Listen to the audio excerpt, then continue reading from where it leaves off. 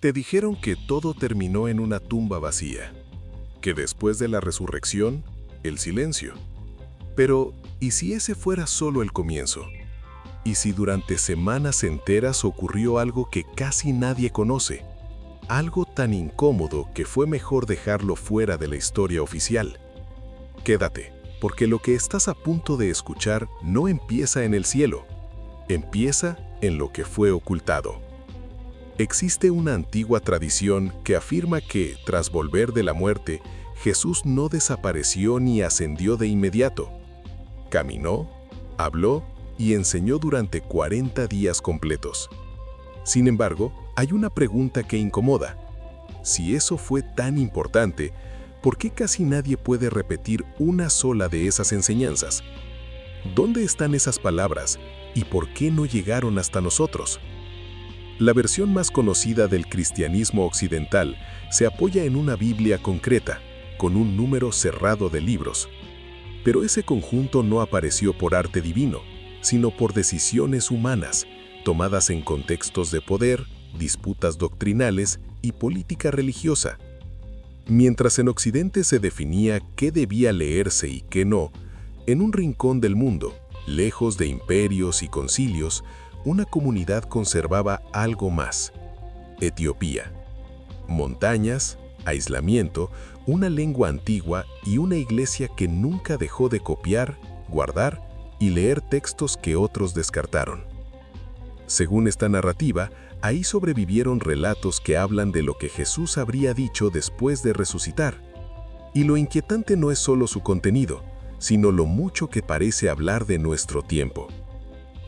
Durante esos 40 días, Jesús no habría repetido parábolas conocidas, ni ofrecido despedidas suaves. La tradición etíope describe un tono distinto, directo, intenso, casi urgente, como si supiera que el mensaje corría el riesgo de ser deformado. En estos textos, su enseñanza no gira en torno a construir instituciones, conquistar territorios ni levantar jerarquías sagradas. Insiste una y otra vez en que el centro no está afuera. El verdadero campo de batalla es interior. Lo que ocurre en el corazón de una persona importa más que cualquier templo, ritual o símbolo.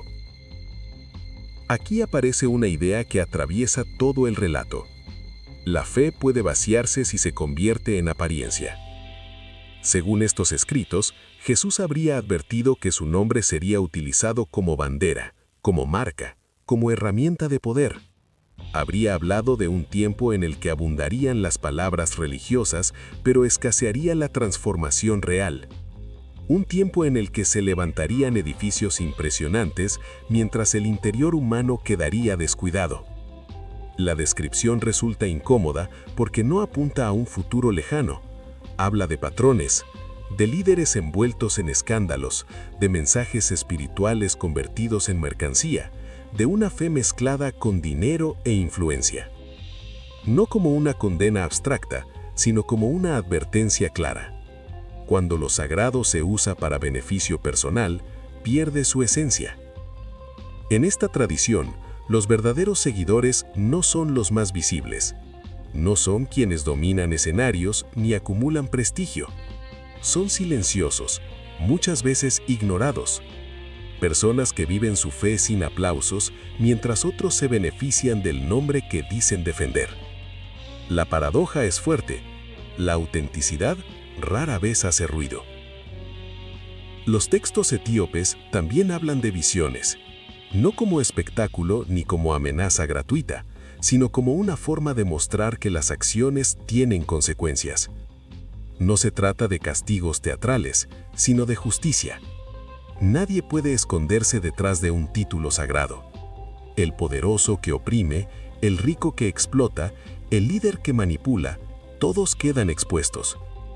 Y ahí surge una de las razones por las que, según esta narrativa, estos escritos resultaron incómodos. No acusan al pecador anónimo, sino al sistema, al privilegio, a la autoridad corrupta. Pero el mensaje no se queda en el miedo. Tras las advertencias, aparece una visión del futuro distinta a la que solemos imaginar. No un final explosivo del mundo, sino una etapa de superficialidad espiritual. Mucha religión, poco amor, mucha identidad, poca conciencia. Y en medio de eso, algo inesperado.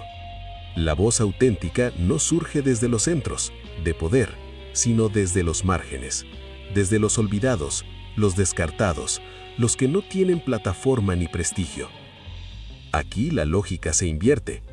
Si alguien quiere encontrar una fe viva, no debe mirar hacia arriba, sino hacia abajo, no hacia los tronos, sino hacia el sufrimiento, no hacia quienes gritan más fuerte, sino a quienes apenas tienen voz.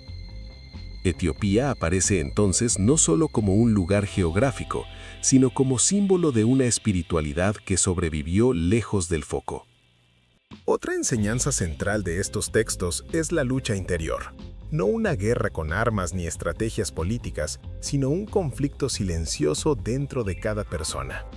La herramienta principal no es el control, sino una forma de oración que no se limita a palabras, sino que se convierte en vida.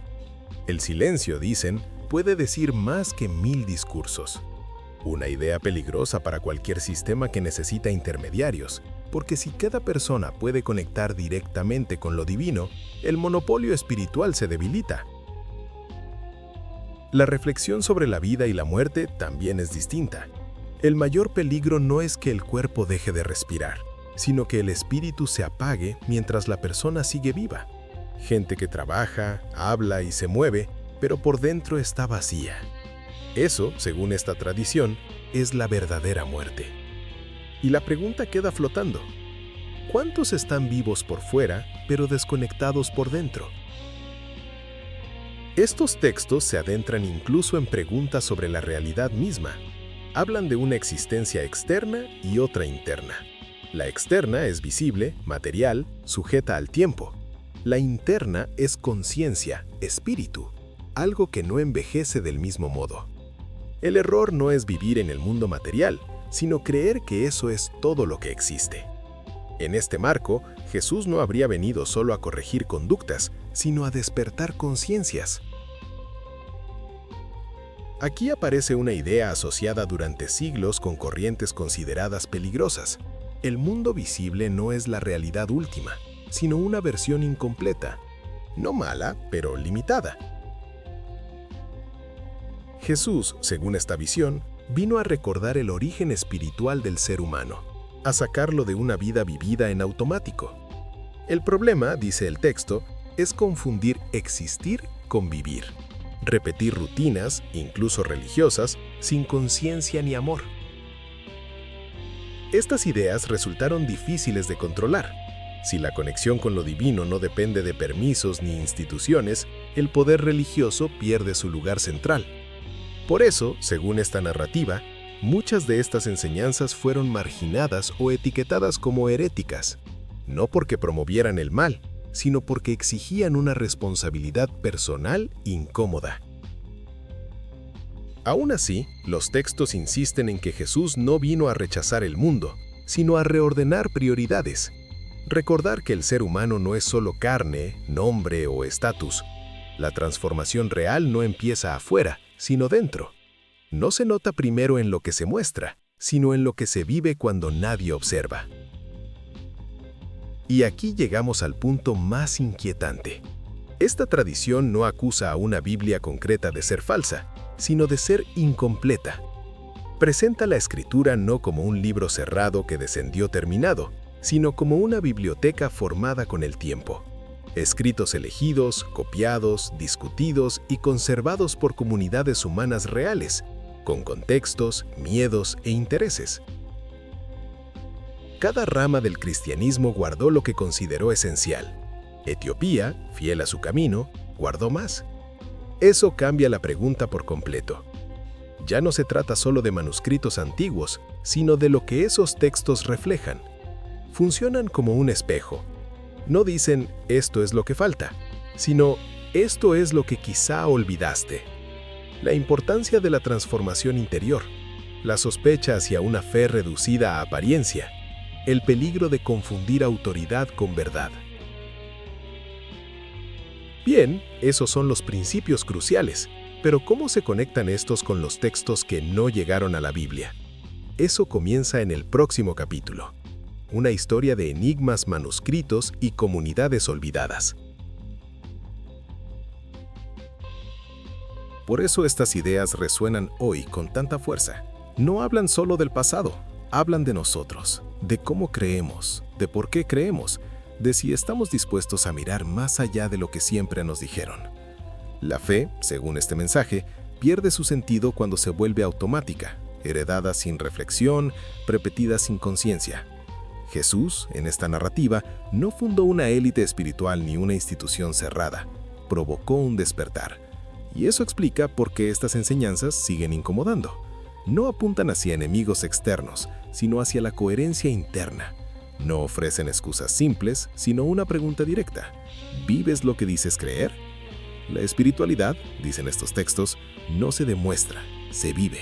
No se mide por visibilidad, sino por profundidad. No por la cantidad de palabras, sino por la calidad del silencio. Y eso desafía una cultura acostumbrada al ruido, a la validación constante, a convertir todo en espectáculo. Al final, esta historia no te pide que aceptes todo sin cuestionar ni que abandones tus creencias. Te pide algo más difícil: detenerte, escuchar, mirar hacia adentro con honestidad, preguntarte si tu fe o incluso tu forma de vivir nace del hábito o de la conciencia. Tal vez estos textos sobrevivieron tantos siglos no por casualidad, sino porque todavía tienen algo que decir. No sobre cómo construir templos más grandes, sino sobre vivir con más verdad. No sobre ganar debates, sino sobre despertar por dentro. La última pregunta no es histórica ni académica, es personal. ¿Qué haces tú con todo esto ahora que lo has escuchado? ¿Lo dejas pasar o permites que te incomode un poco más? Si esta historia te removió, no la cierres como quien apaga una pantalla. Déjala resonar. Porque a veces lo que estuvo oculto tanto tiempo no regresa para crear ruido, sino para recordar lo esencial. Y si quieres seguir explorando estas historias, estas preguntas y estos misterios que rara vez se cuentan completos, quédate en el canal. Aquí todavía hay mucho más que descubrir.